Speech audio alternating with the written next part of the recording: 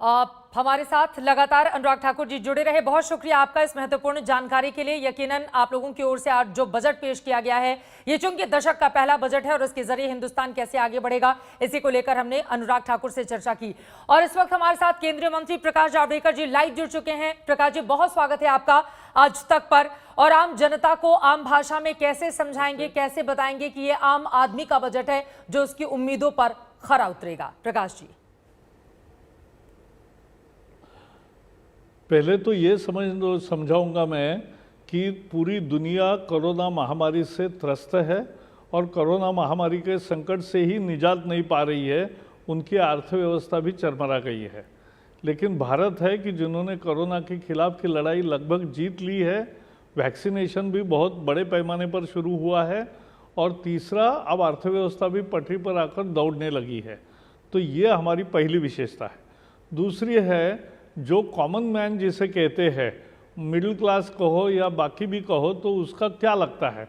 उसको तीन चीज़ें लगते हैं। महंगाई की दरें नहीं बढ़नी चाहिए। तो कांग्रेस के ज़माने में यूपीए के 10 साल में हर साल डबल डिजिट महंगाई बढ़ी, अब 5% से भी कम है। तो पहली राहत ये है। दूसरे, यूपीए के ज़माने में आए दिन विभिन्न शहरों में बम फूटते थे, लोग मरते थे।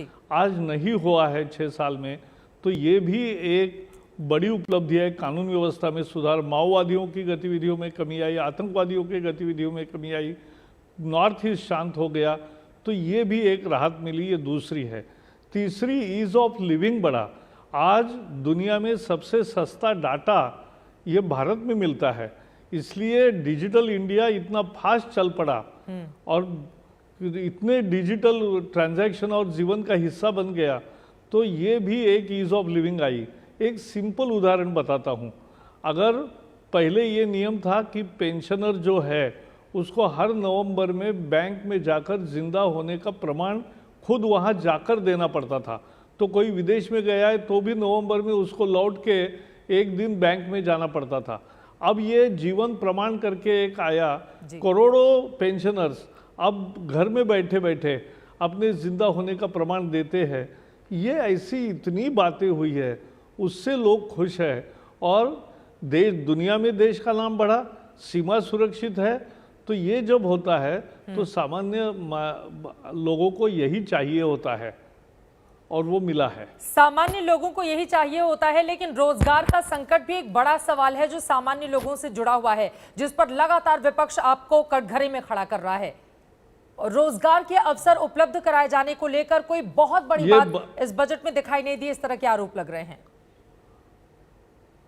नहीं, इस बजट में सबसे बड़ी बात है 5,71,000 करोड़ का इंफ्रास्ट्रक्चर पुश है।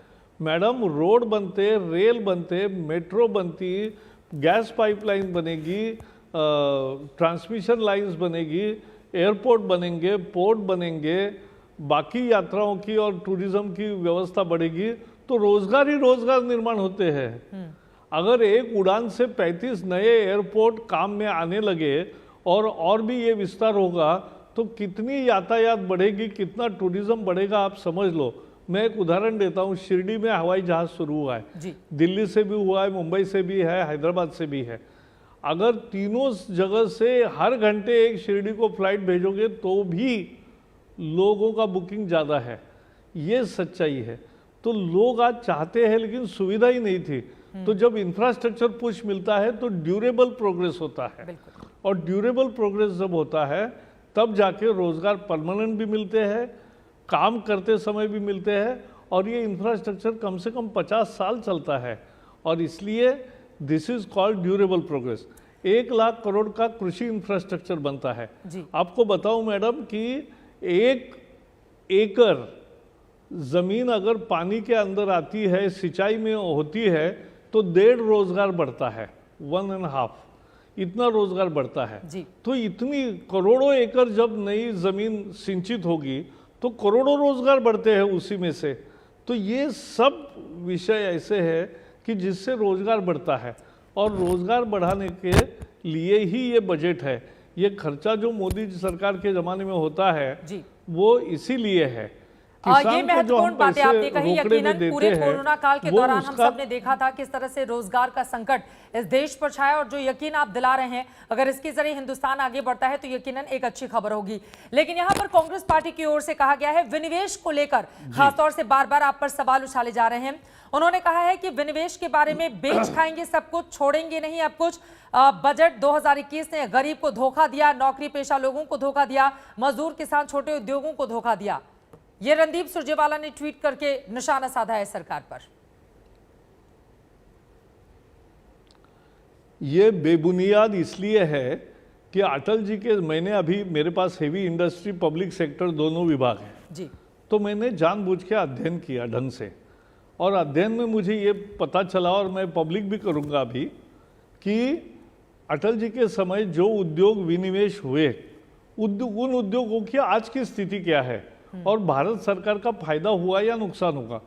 पहले तो भारत सरकार को अपफ्रंट पैसे मिले, जो वहाँ रोज खर्चा होता था वो समाप्त हो गया, जो उनका 25-30% हिस्सा रह गया उससे उनको 10 गुना ज़्यादा कमाई हर साल हो रही है।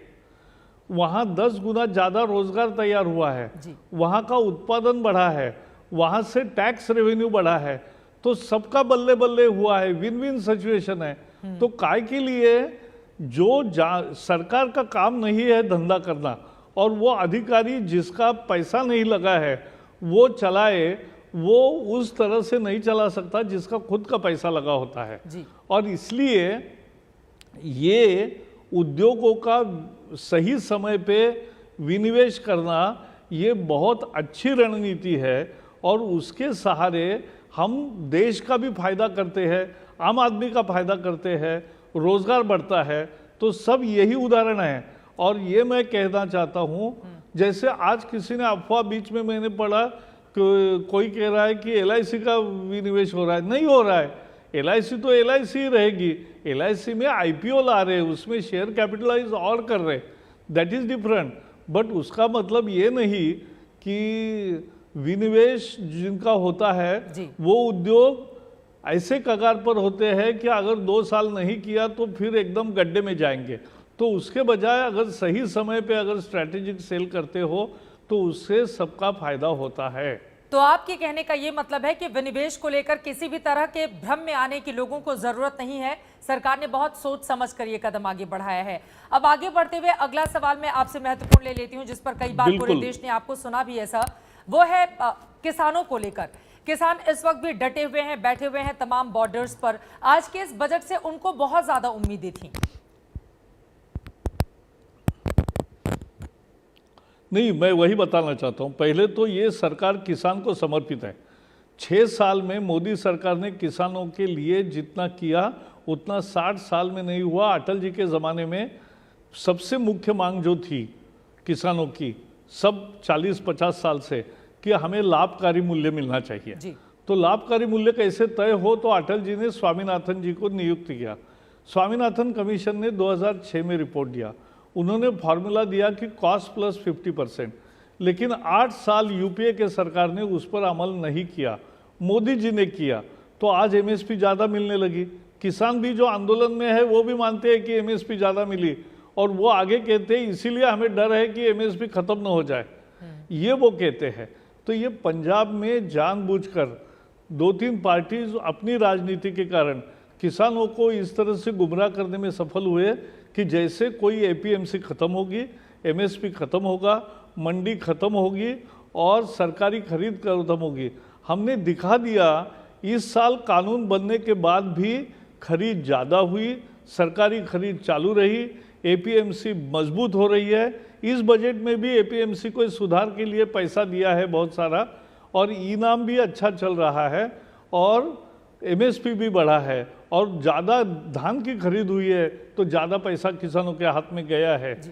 लेकिन आप, मुझे दूसरा भी सवाल है।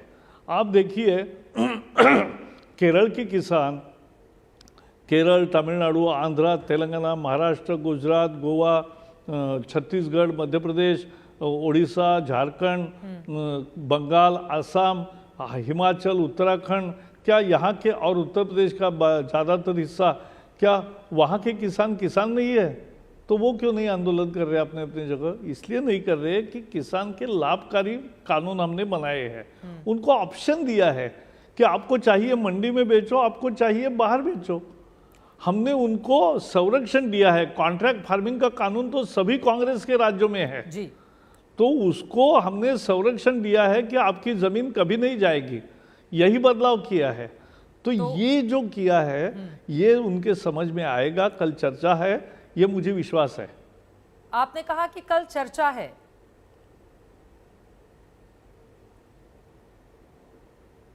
जी, आपने भी पढ़ा होगा, मैंने भी पढ़ा है। जी, तो चर्चा के जरिए आपको लग रहा है कि देश के जिन राज्यों का आपने जिक्र किया उसके जरिए इन 3 राज्यों का भी समाधान निकल जाएगा, चाहे वो हरियाणा हो, पंजाब हो या पश्चिमी उत्तर प्रदेश के लोग जो लगातार इसको लेकर विरोध कर रहे हैं।